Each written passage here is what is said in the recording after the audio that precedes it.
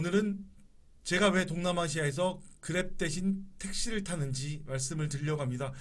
대부분 동남아시아 나라에 그랩이 있죠. 지금 현지 그랩이 들어가 있는 나라가 싱가폴, 말레이시아, 인도네시아, 베트남, 태국.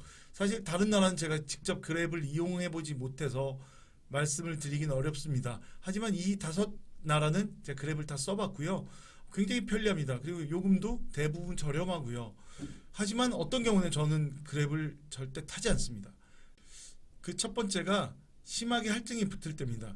그랩은 교통 상황에 따라서 요금을 탄력적으로 가감하는 할증 시스템을 적용을 하고 있습니다. 그래서 출퇴근 시간이라든가 아니면 특정 공휴일날 아니면 특정 지역에 행사가 있을 경우에 차량 수요는 늘어나고 그랩 차량은 부족할 때는 가격이 2배, 3배 뛰기도 하는데요. 이럴 때는 그랩을 이용하면 사실 바보죠. 그래서 저는 이런 경우에 가능하면 현지 콜택시 회사에 전화를 하거나 아니면 지나가는 택시를 잡거나 이럴 때는 저는 다른 교통수단을 이용하려고 합니다. 둘째는 여러분이 가고자 하는 목적지가 부르는 곳이 아닙니다. 부르는 곳은 대부분 잘 찾아와요. 가고자 하는 목적지가 좀 외지고 멀고 일반적인 여행객들이나 아니면 그 도시에서 굉장히 유명한 지역이 아닐 경우는 그랩을 이용하지 않습니다. 왜냐하면 그랩 기사들이 굉장히 어리거나 아니면 최근에 차를 몰기 시작한 사람들이 많아요.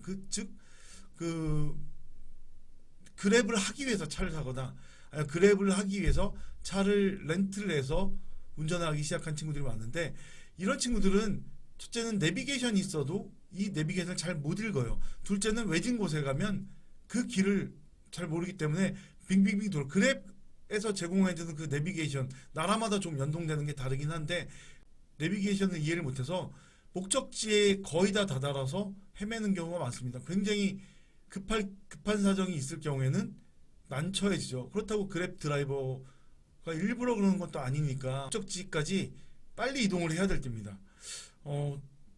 이럴 경우 그랩들이 좀 빨리 가줬으면 좋겠는데, 대부분의 그랩 운전기사들은 세워라 내워라 해요. 그냥 뭐 일부러 늦게 가지는 않겠지만 제가 좀 급하다고 해서 더 빨리 가거나 아니면 대안적인 빠른 경로를 고민을 해주질 않아요. 택시기사들은 막히면 막히는 대로 돌아가는 길도 알고 있고, 그 내비게이션과 본인의 경험을 비교를 하면서 빠른 길을 찾아 나가려고 노력을 하시는 분들이 많거든요. 그래서 이럴 경우는 저는 택시를 이용합니다. 그랩 굉장히 편리하고 좋죠. 하지만 어떤 경우에는 그랩보다 택시가 아니면 다른 대중교통이 더 편리할 때도 있다는 점, 특히 그랩 운전기사들이 굉장히 젊고 그리고 초보 운전자들이 많기 때문에 생기는 그런 어려움, 그런 불편함은 충분히 감안을 하고 여러분들이 그랩을 이용하셨으면 좋겠습니다. 오늘은 그랩에 대해서 설명을 드려봤고요. 다음은 또 다른 그랩의 장단점에 대해서 이야기를 해보도록 하겠습니다.